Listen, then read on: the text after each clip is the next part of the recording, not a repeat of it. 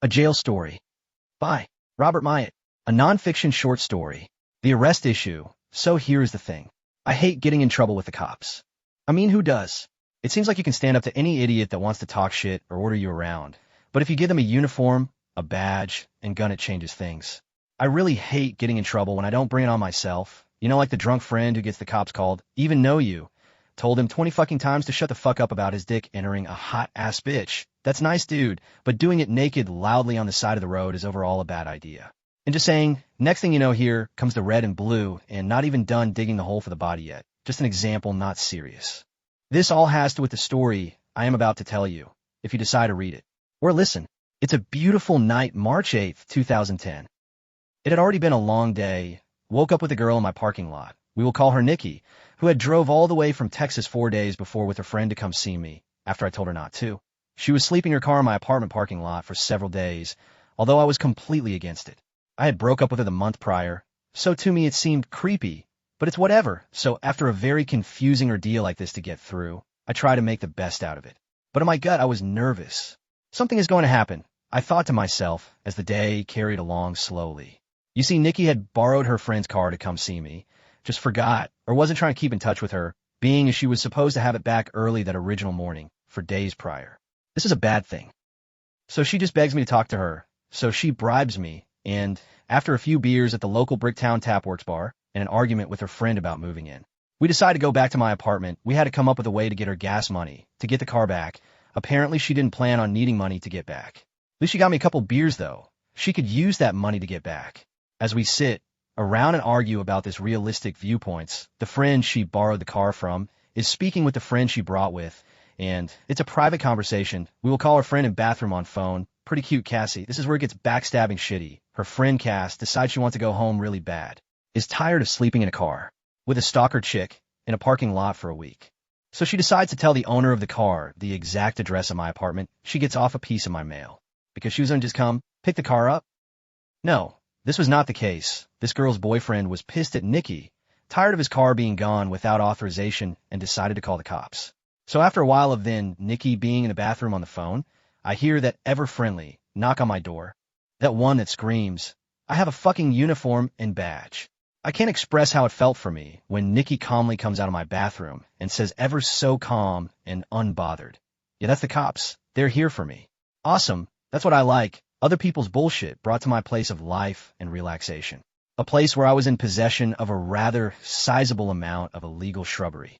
And myself having fines to pay and probation that wasn't finished. I had to make a few movements, and apparently, I did not answer the door in time for the authority figure outside of it. You know, there's a time limit apparently, or maybe a not count of how long or many before you piss a police officer off. I also found out that no matter the size of your dog, they will pull a gun on it in total fear and scream commands like they are adrenaline pumped from a car chase. Sorry, officer, I was not aiding and abetting a fugitive from justice. I was not aware of any situation. I do, sir, I do understand you will kill my wiener dog if I don't put it up or get him under control. He is so ferocious. Well, they take Nikki outside. I figured she was done for, but I was surprised when he came back in and asked for my identification. Although I have done nothing at all.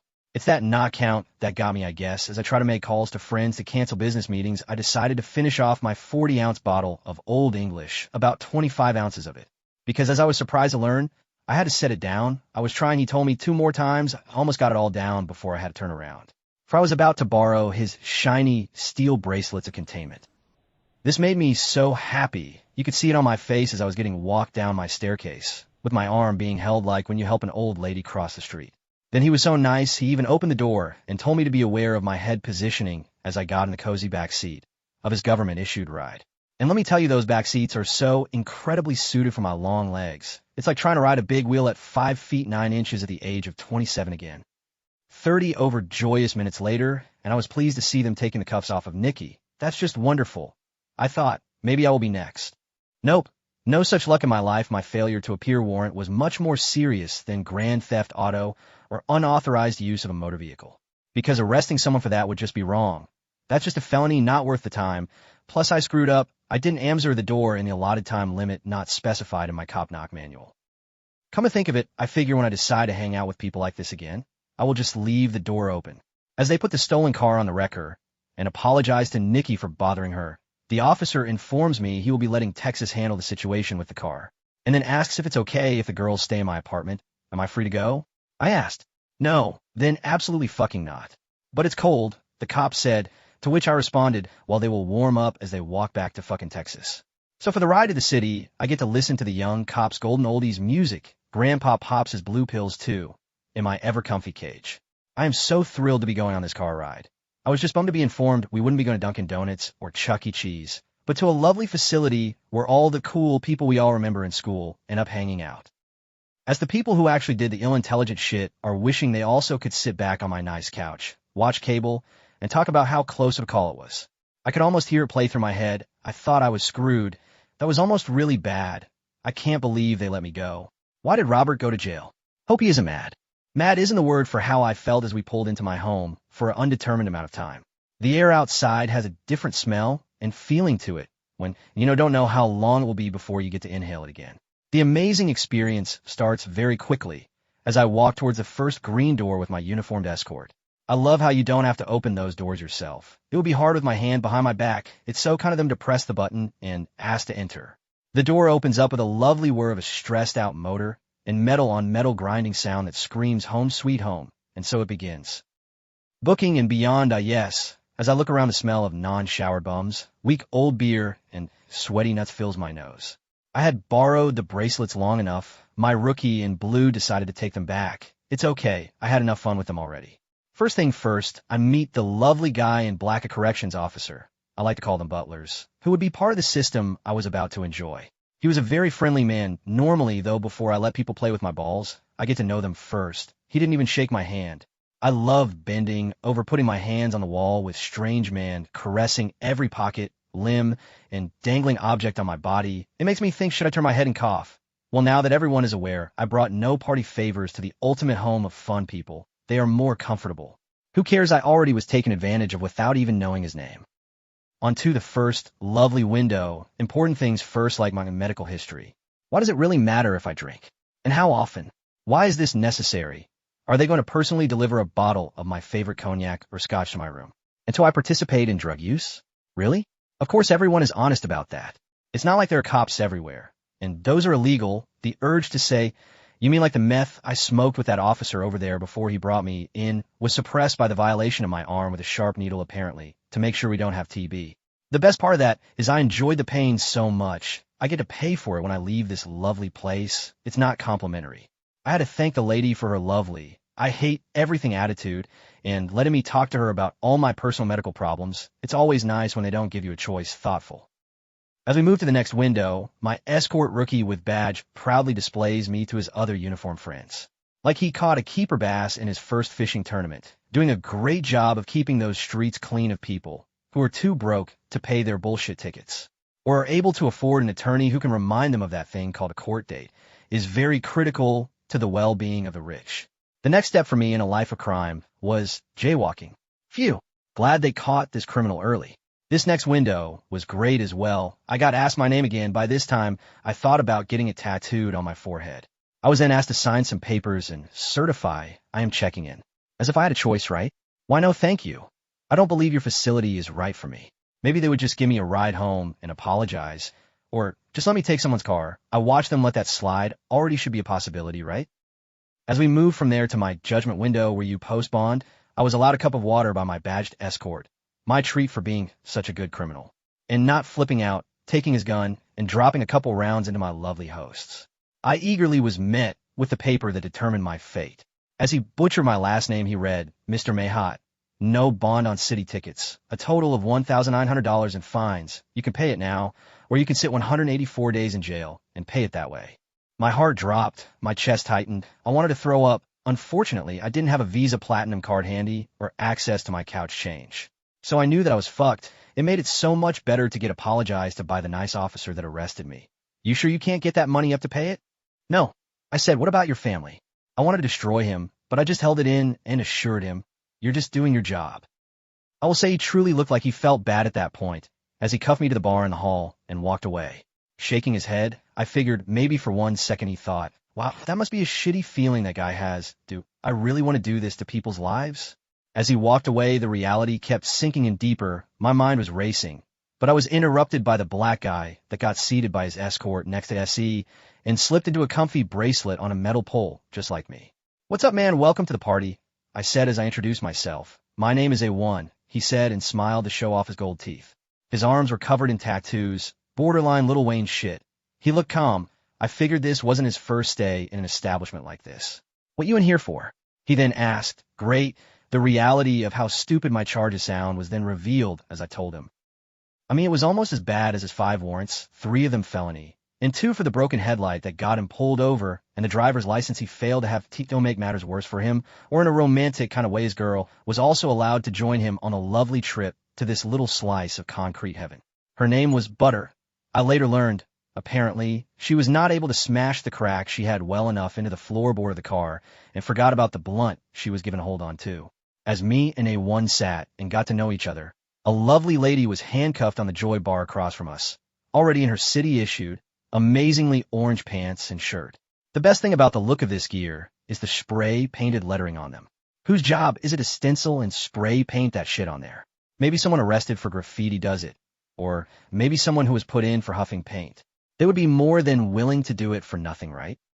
Anyways, this girl was about 75 pounds, soaking wet, and taller than me. She was a walking skeleton. I was so flattered when she started hitting on A1, and I mean something about the dope sores on her face really turned me on blah. "I am in here for drugs and prostitution," she said. Needless to say, I wasn't surprised. I never did get the name, but she was very energetic still, and even though I said nothing back to her, she continued to talk to me and explain her life story. My former Joy Bar mate A1 had discussed moving back to Colorado, and she was all about telling him he really needed to, and how he was going to take her with so she could leave the state. I'm sure as soon as he gets out, he's going to think about the strange white dope whore like, damn, I really need to do that for her.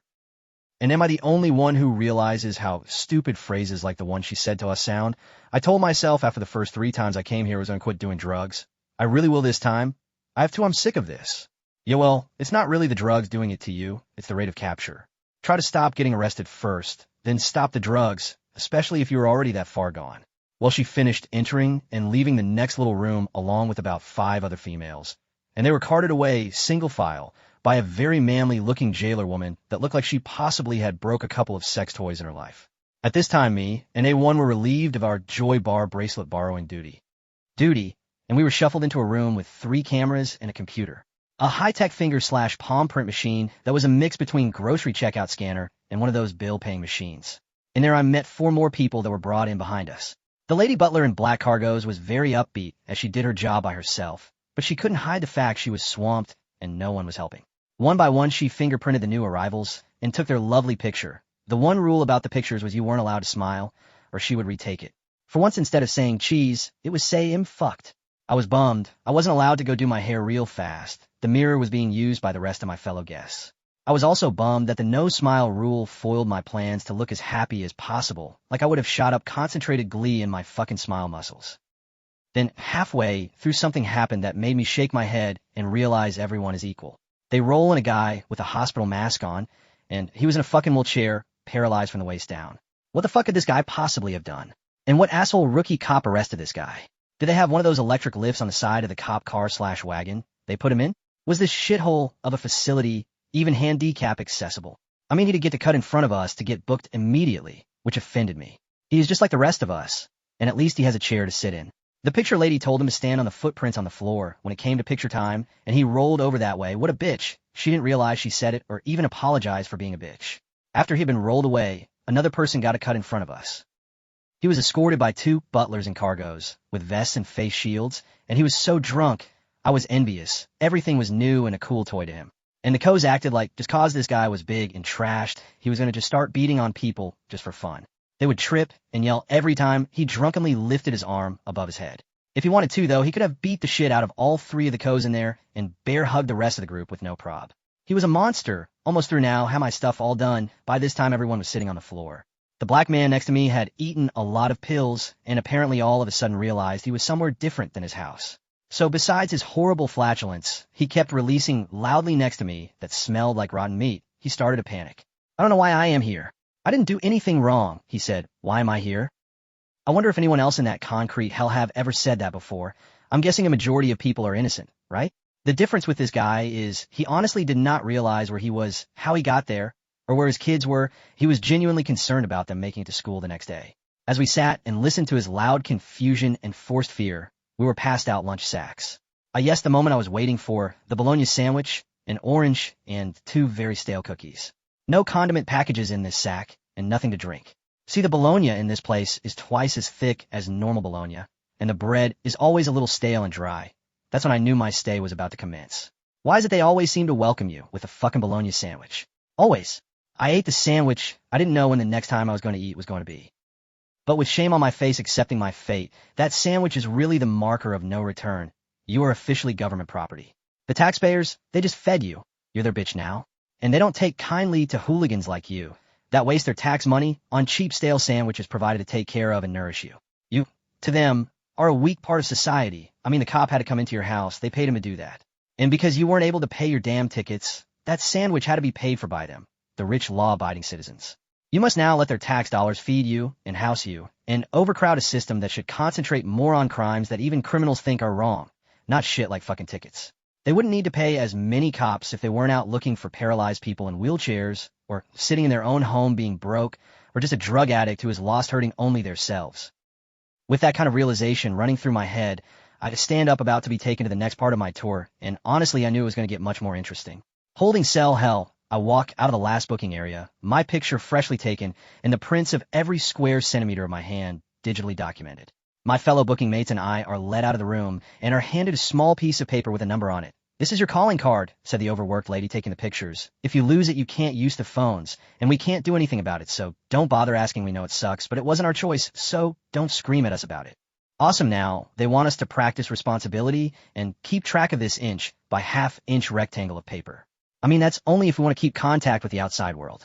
See, the other thing about this little card of joy is you get 2 free phone calls on it, to any phone, anywhere. After that, the only way you can call anyone is by having someone put money on the fucking thing from the outside, in which case you can only call that one person's number.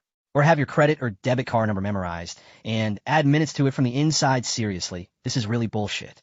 The new phone system is called Intellimate, simplifying inmate telecom management. Wow. Another way for them to make you have to pay them money to use their fantastic 5-star services in this luxury home away from home you are in.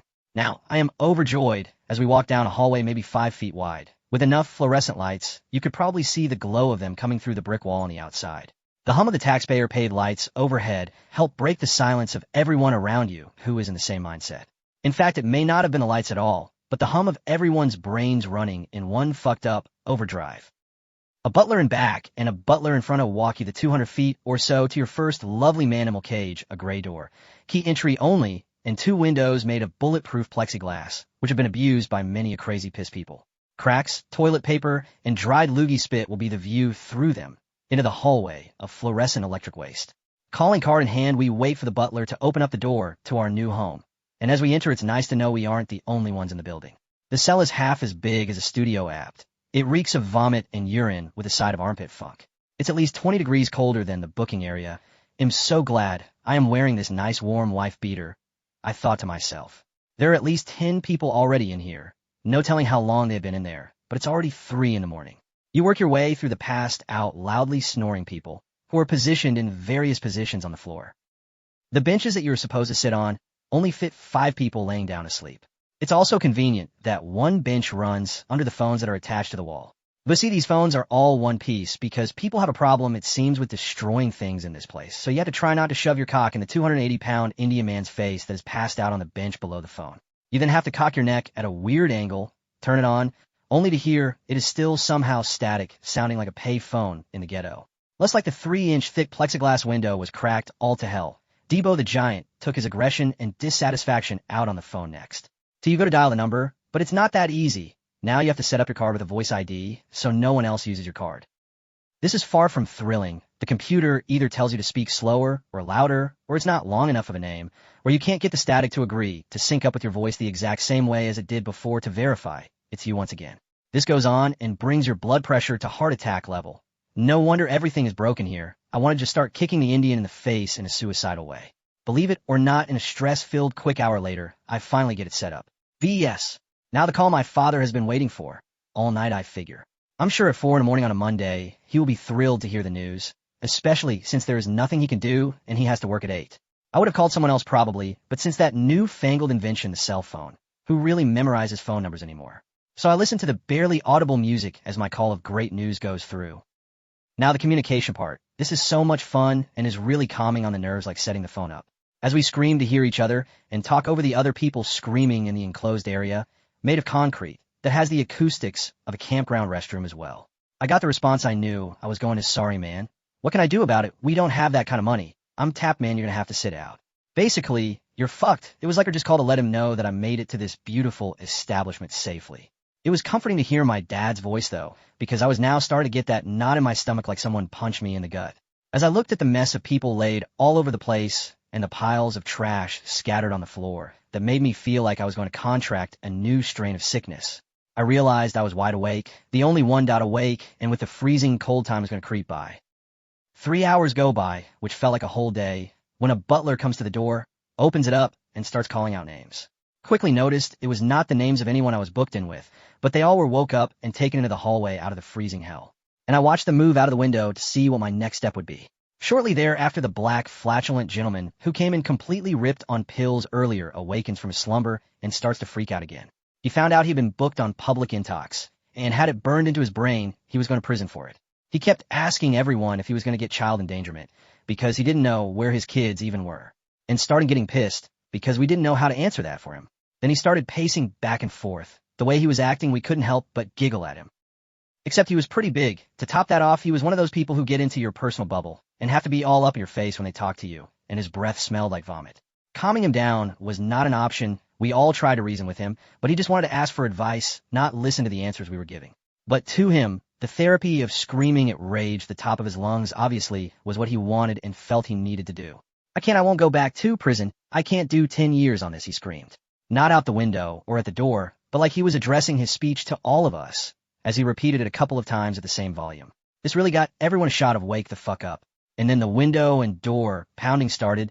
There was only 5 of us in there now, and no one wanted to deal with this shit, or fight for that matter. So we just watched as he got the butlers riled up, and they went to question him through a cracked door. I guess he thought it was a chance for escape. He barged through the door and was quickly subdued by the 6 or so butlers that had rallied to him. Crying and beating his face into the ground, he was dragged into another holding cell in the hallway. I was guessing it was just for one person, where he continued to scream for the next 2 hours or so. I'm just happy with the way he flipped the crazy fuck switch. He didn't shit himself in the cell we were in and then smear it on the windows and walls, or eat it, or decide to randomly kill somebody because the voices told him it would set him free. My mind wandered for a second, and I wondered if I had pled insanity to something and I was actually in the mental health section of this place. Finally, the door opened, and names started to be called as more people poured in. You guys missed the excitement, I said, shaking my head as it hung toward the ground. No one seemed to give a shit that were coming in. A couple of people in the cell remarked on it, or giggled to themselves, but then I heard my name called and butchered, as it usually is my hot. Yes, sir, I replied. Are you wearing boxers or briefs? He asked me. Now what in the hell does that really matter? But I told him neither. He looked at me like I disobeyed my mother or something. I heard him ask another guy the same thing, then he asked what color they were. Why in hell does that matter? I really want to know that. With that aside, he started taking us out of the cell. I couldn't wait to be out of that cold, shitty cell and continue on with my travels. Although every step I took in this process, the more the knot in my stomach hurt, and the more I needed a cigarette, but even worse, I really needed a drink. Preparing for pod life. So now, as we mosey out of that hell hole, that disgusting stink pit, we're told to stand in the overly lit hallway facing the wall in a line. There's enough room in this hallway to fit 50 people side by side, but the 5 of us had to stand shoulder to shoulder. We are then briefed on how we are about to be taken advantage of one more time. At least this time they give us warning. It's like the giant guy in prison that's like, I'm about to knock you out, then fuck you in the ass. At least you got fair warning, right? So as we spread eagle shoulder to shoulder, we are efficiently and aggressively fondled by not 1, but 2 butlers this time. They now know the exact shape, size, and firmness of my testicles and manhood. I almost felt this time like I should be paying for such thrills. Meanwhile, the newest arrivals to the holding area we just left are the audience for the whole thing, like a peep show. I could care less. I was just happy to get the fuck out of that cell they are in now. Being it is now super early in the morning, and I haven't slept a wink, I would figure I would just be ready to go to sleep, but not me. My adrenaline was on full tilt still. My mind was racing, thoughts that didn't even make sense sometimes, like, are those girls still in my apartment? Did she break in? And if so, I hope they don't have an orgy going on or messing with any of my foliage or shrubbery. When the last person was fondled, my name was called and butchered again. I guess to make sure that no one had escaped.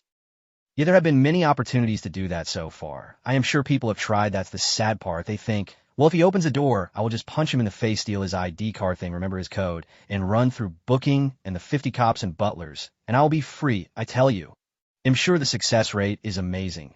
We are then told to walk single file and pass through metal detector, just in case the last 4 guys that played with my balls miss something like a gun or a hand grenade carefully placed way up in my ass. We're now waiting for an elevator. See, the butler has to press a button and ask for it to come to a certain level code named, of course. Then when the doors open, they tell us to get in.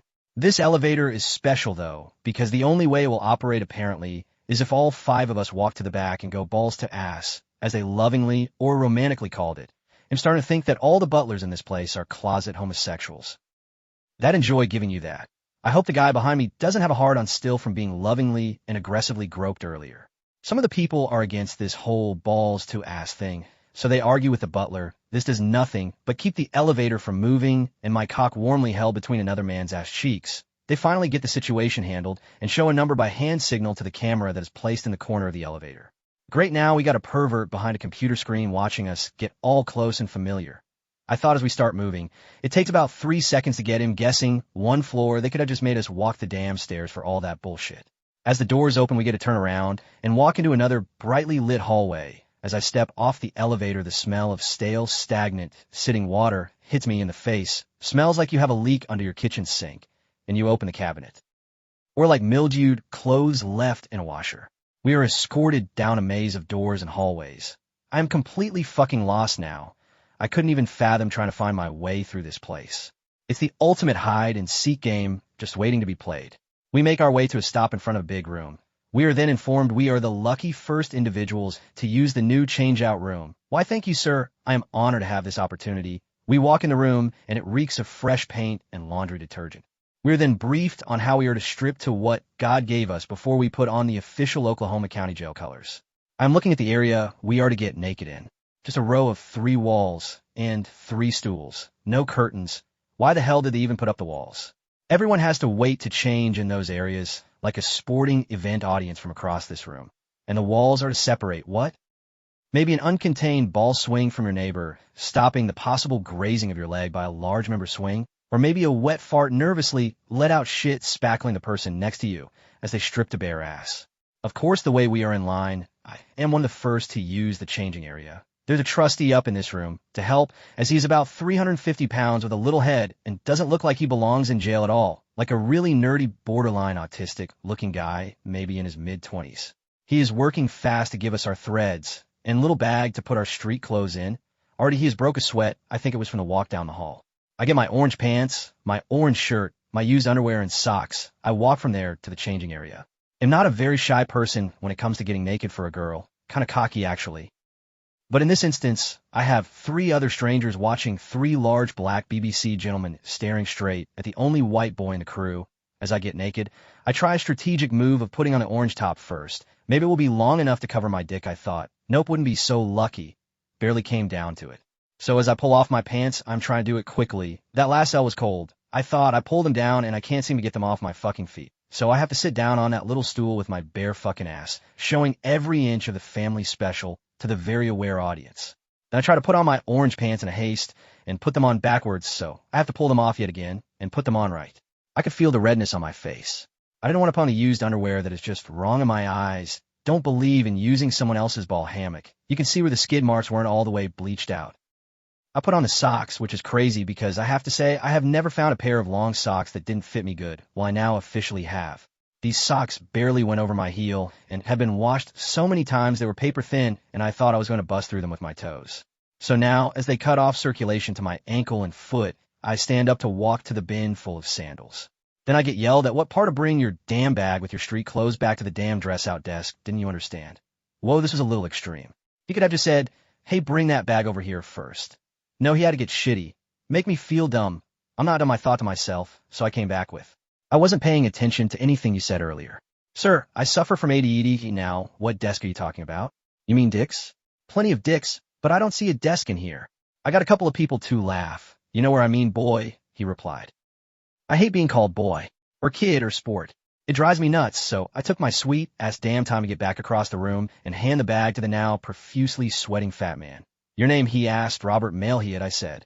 See, the funny thing about this is my last name sounds nothing like it is spelled. So he goes through this stack of papers like 10 times until he finds the only one in there that says Robert and shoves it in my face and with frustration says, "Is that you?"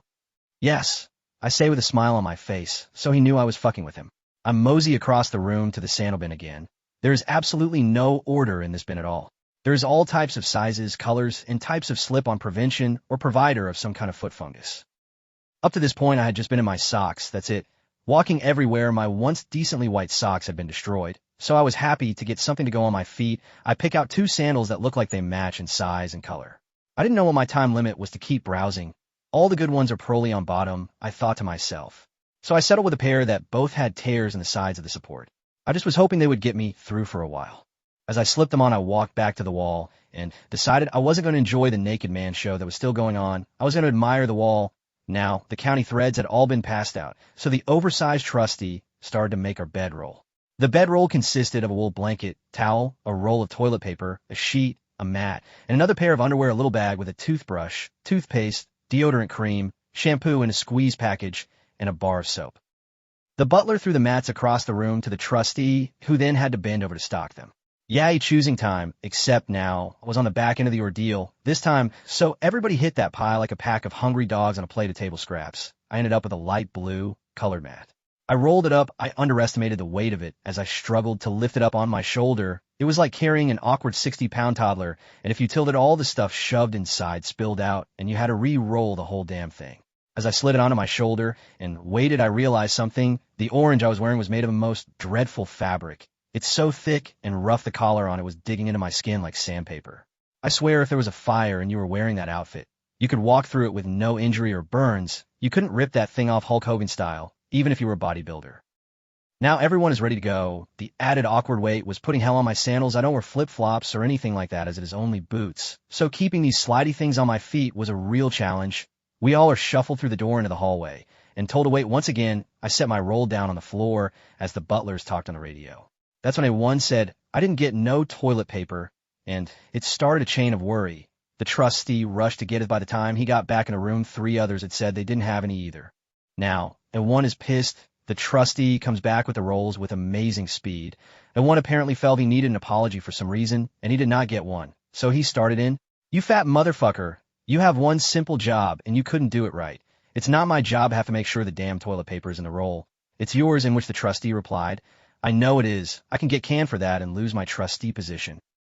"Maybe you should, you dumb Jenny Craig needing motherfucker. You're just a kiss ass. Are you sucking his cock?" Pointing at the correctional officer that was at the end of the line. The trustee walked back into the room. You could see the anger behind his sweat-lined, beat red face. If he had the opportunity, he would have just powerbombed the jailer started in on the situation, which then the only civil conversation was the repeating of "fuck you faggot" or "fucking wannabe cop." You see, one was used to jail. He knew he could just practice his shit talking in there. He knew that they won't hit you or give you charges. There's nothing they can do but shit talk back. I guess that was his way of getting through the shitty ordeal we were all in. Some blown steam loss for a little sanity and amusement for others. That situation slowly came to an end as we were shuffled like cattle holding our awkward rolls down the hallway out of the door, around another maze of hallways, and eventually in front of a big metal sliding door, like the one I was first introduced to entering this lovely crime hotel. He got on the radio with someone. "To be Baker Pod, need access," a copy was made on it, and he pulled out a stack of paper. The door opened with a horrible metal-on-metal sound, and we all squeezed into a holding area in front of another door exactly the same. The first door shut behind us. He started calling out our names and giving us cell numbers. "Mayot cell number 2. Wow, never once have I lived a place where my address consisted of just one number." He called a one's name, cell number 2. Awesome, I thought, at least I know him a little bit. But in lieu of his attitude outburst in the dressing area, I really didn't know how to judge if it was going to be stressful or not. The door screeched open, and we all slowly made it inside Baker Pod. The walls were all gray. 3 blue tables sat in the middle of the floor. It was cold as hell, and it smelled like urine and a retirement center mixed. There was a second floor, a guard shack at the front end with 3 phones out front of it. I didn't see my cell number at first, so I walked out into the middle. Then I seen it tucked way back in the corner on the blind side of the guard shack in the shadows was cell number 2. Apparently I wasn't lucky enough to get a room with a view. I wandered over to it and looked in the window. The reality of the hell sat in quick. That's when my new roomie came over and gave me a I'm in no mood for bullshit type of look. I can't wait for the door to be opened. Of course, the man with the magic key started at higher numbers first. Chapter 4 Brain Check Baker. This is a 72-hour holding cell, is what my butler remarked as he stuck his key inside the lock. The sound of those locks opening up is horrible. Who would have thought freedom could be destroyed by such a sound? We will evaluate your mental stability here, then move you to another pod if deemed capable enough. We have the right to keep you here as long as necessary. Now I just wanted to throw up. As the door opened up to the cell, this would be my new home for who knows how long. A bunk cot setup sat on the right side of the cell, anchored to the wall by 8-inch steel bolts. There was a toilet/fountain/sink on the left, stainless steel, a reflective plastic mirror above that. An old-school desk sat in front of the toilet with no chair. The cell was probably about 8 by 10 or so, all gray walls and glass block windows you could only distinguish light through, and a metal screen bolted over those. The floor was an off-gray, bluish concrete. The remnants of past guests were everywhere. Gang graffiti wrote with, I'm guessing deodorant cream was on the walls. Toilet paper hung down off the giant fluorescent light that was mounted in the middle of the ceiling. The cell air was thick and uncirculated, smelled musty like death. As I opened my mouth to ask one which bunk he wanted, he threw his sleeping pad and it set her down on the bottom bunk. It's cool, I like the top bunk anyway. I hoist my heavy houseware up to the top bunk and lay it out. I took my hygiene package and stored it on the top shelf inside the desk. Meanwhile, one just threw all his shit down on and next to the bed and started bitching about being hungry. I was hungry as well, but I figured it would probably just be another bologna sandwich by now. The nerves really started to get to me. Now my mouth was dry and tasted like a wild animal had shit in it. So I decided to go ahead and brush my teeth. The toothbrush is only about 2 inches long with a side that's almost like a spoon to hold on to. I walked to the sink and decided to grab a drink first. Press down, and it sounds like a jet engine combines with a waterfall. I hit the wrong button. That toilet is powerful enough to suck down a large shit. A small child in a bucket of golf balls. I try again. This time the lukewarm water coming out hits my lips and isn't refreshing at all. I noticed there's also a phone in my cell right next to the door. That was a good sight. I brush my teeth, and I click it on to make sure it works, and it's not just another thing that is there to piss you off. To my happiness, it does work. I want to call my dad, but it was still a little too early. So I figured before I do all that, I would take a little cat nap. There is no ladder to the top bunk, and it is much taller than the ones you see in furniture stores. I had to stand on the foot of the bunk below and leap and lift myself up to the top. Toilet paper had been stuck in the metal grate covering the glass bricks, and whoever did it in the shape of a cross. Because Jesus saves, he's probably not bonding you out though. So as I crawled over my pad, I could feel my knees touching the metal below. Damn it, I got a shitty mat. I folded my sheet and my towel up to fashion a pillow out of them. I pulled the wool blanket over me. Usually wool is itchy to me. This wasn't that bad. That or the fact I finally had something warm covering me in the Arctic environment. They keep that place that I lay back and stare at the ceiling. I noticed that my main enemy in this place was them damn 24-inch fluorescents, one now beaming down on my face. I closed my eyes, and it was still bright, so I covered my head with a wool blanket, and the thought of my covered eyes tricked my brain into some sort of claustrophobic fit. Night in the cell is bright like daytime. I tossed and turned, and my bed pad got no more comfortable. That IT was like sleeping on a couple blankets on concrete. My mind was racing as well. The multitude of questions running in and through my head was outrageous. The number crunching, figuring up fines, plus the worry and the loneliness. I started to freak out already. I can't be doing that. I just got in here 30 minutes ago. I got a lot of hours left. I tried to get comfortable. It just wasn't possible. I felt hopeless, even though I knew I would get out eventually. Time went so slow, it seemed like it would be years before I did. I had no magazines, no books, no pictures, nothing. It's been a long time since I didn't have any source of entertainment, and my mind isn't any fun. It just kept racing. I could hear my heartbeat in my ears. The cell seemed to be getting smaller and smaller. I jumped down off my bunk to take a piss. Then I walked over to the metal door holding us in. With the 2-foot square window that was in it, all scratched up and cracked by bored former residents, and I looked out. Nothing, no one, and at that time it was quiet. Hopeless is how it felt. My blood pressure started rising, and I started to acquire bitter penny-like taste in my mouth that lets me know I am about to have a seizure. There was nothing I could do. I didn't want my cellie to see me in that state. Even worse, the butler. They might take me to some mental floor that's solitary. So I drank some water and jumped back up to my bunk. I covered my head with a blanket and waited for it. He must have heard me moving around during my Michael J. Fox shake session, because when I came out of it, he was asking if I was all right from his bunk below. I managed to tell him yes. and laid in a fetal position as my mind cooled down. And I caught my breath, my whole body hurt from lack of rest, little food, and all my muscles tensing up. I have seizures because I had an ex of mine not agree with the decision to bring her home when I caught her drinking. So love caught the back of my head with an aluminum bat. I'll never be the same from that. So yeah, still my mind was racing even when I tried to shut it all out. I was then interrupted by the sound of the lock turning. I actually thought, hey, maybe someone got the money up to get me out. No, it was our lunch, some sort of au gratin potatoes, cornbread, and an orange. Owen didn't want as he told me. He usually can't eat the first couple days, and even if he is starving. I wish I wouldn't have looking back. That was a strategy move. No food, no energy, more sleep. I decided to give it a shot though and eat. There was no flavor to the potatoes at all, and the texture resembled how drywall feels. The cornbread was extremely dry, and I could barely choke it down. Even with the one sporkful of butter they give you, it was horrible. I kept my orange. I figured I would snack on it later. Now I was really sad. I had a fridge full of food just purchased at my house, including steaks with all kinds of seasoning, and I had to eat from Handcuff Cafeteria. They came back 15 minutes later and retrieved the tray. I jumped back up top and pondered stabbing myself in the jugular with the spork I was given. I tried to lay down, but the food had woken me up instead of made me sleepy. It does that when it's 30-something degrees in your cell, I guess. And I really was craving a cigarette. I tossed the orange back and forth from hand to hand and noticed how bad I was shaking. I could barely hold on to it. I decided to sit on my hands for a bit because it was reminding me that I am an alcoholic and the worst was coming soon.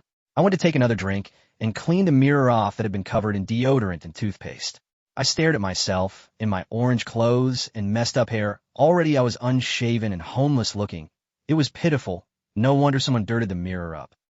When I got back on top bunk, I realized I could see Owen's reflection. He noticed it too. Then we started talking. He had woke up from his nap and was worried about his girl. Even gangstas have feelings. He actually was a really laid-back individual. He explained to me his outbursts are just his way of having fun because they can't do shit to you. He just got out of Denver jail on 8 months, and it sounded much better than Oklahoma County. We talked about stupid stuff we had done, girls, and how we get caught for stupid shit. He was telling me how much money he had made in Denver selling crack. I learned so much about the crack business, I could write a small chapter on that alone. See, this guy was different and real, though. I asked him, so you're going to try and go straight when you get out this time? And he replied, hell no, I'm doing the same thing I've been for years. It's what I know. This is just a setback and cool-off period. That's when I realized I need to relax a bit. That it wasn't forever. He had much longer than I did, but he had a fuck this government restraint attitude. He was going to piss the system off as long as he lived, break rules, and enjoy his consequences. And just being able to have someone to talk to was making me feel better about things. I like to meet new people, and you grow a quick bond with people in such a confined space. It was like we hadn't known each other for years, and it was only hours. Then I finally was able to wind down enough to take a nap. My mind wondered what dinner was going to be. Several hours later, I awoke to the door opening again. One handed me both trays. We had some kind of weird hamburger helper, 2 cookies, and some bread. I ate both trays. It wasn't a bad. There just wasn't a damn flavor or spice to any of it. After I ate, I decided to make a phone call to my dad. My stomach was getting that knot again. Hearing his voice didn't help him, though. Bob, there is nothing I can do. I figured it up. If I can come up with $500, you only have to be in there 100 days. I had a laugh in my head. Yes, only 100 days I've been in here, not even 24 hours, and I feel like it's been 2 weeks. I tried to get him to ask my uncles to help out since they are both rich beyond belief. But I knew Dad wouldn't ask them. Even if he did, they wouldn't help me. I'm just like my dad, the rebel of the family, the one that has to get into trouble. I ended the conversation with my dad, and my trapped feeling came back, but I was able to climb up in my bunk and pass back out this time. I slept through the night. I awake at 4 in the morning, the butler told me. With breakfast being served, I don't eat breakfast, and I guess it was oatmeal, but I wasn't taking the chance neither one of us ate. One took a shit and stunk the cell up for a bit, gave us a laugh. It was still lights out, so the fluorescent hell was dimmed.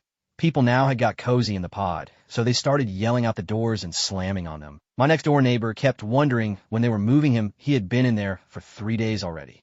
Apparently, he wasn't passing the mental test. I was able to fall back asleep in lieu of his screams, "Let me out." I don't think they listened to that or take it into consideration.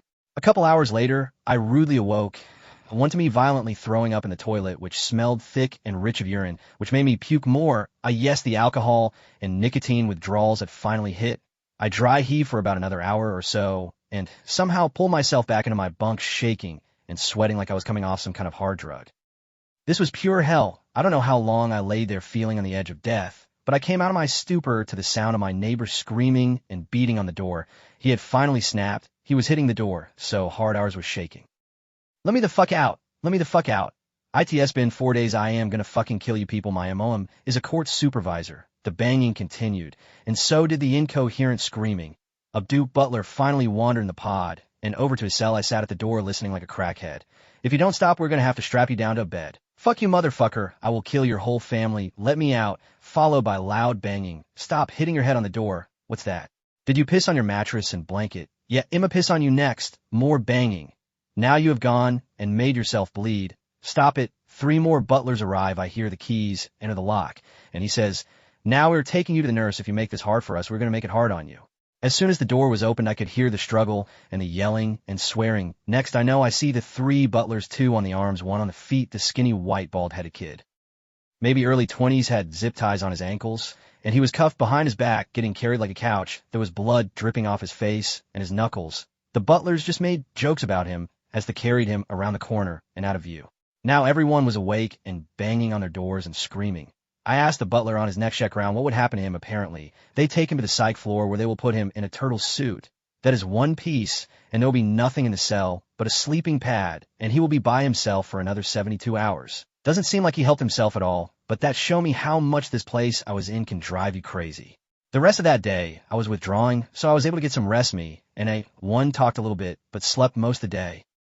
I was ready to get the fuck out of that cell, though. The next day, at about 10 a.m., I got my wish. The butler came and opened up our cell door. It was time for me, and I want to go to court. I figured I would go ahead and call my dad and let him know we were praying they would reduce my sentence or fines. He let me know that the lawyer was coming to visit at some time, and just to hang in there, it would be okay. Easy for him to say. I would have talked longer if I knew what was coming. Much longer.